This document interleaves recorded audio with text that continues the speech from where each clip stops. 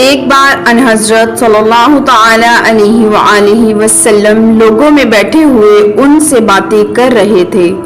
اتنے میں ایک دیہاتی آپ کے پاس آیا اور پوچھنے لگا کہ قیامت کب آئے گی۔ آپ صلی اللہ تعالی علیہ وآلہ وسلم اپنی گفتگو میں مصروف رہے۔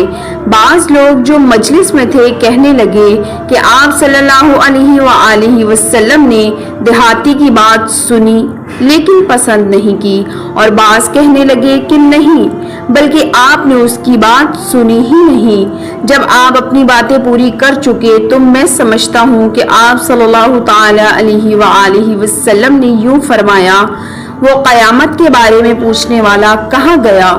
اس دیہاتی نے کہا، حضور میں موجود ہوں۔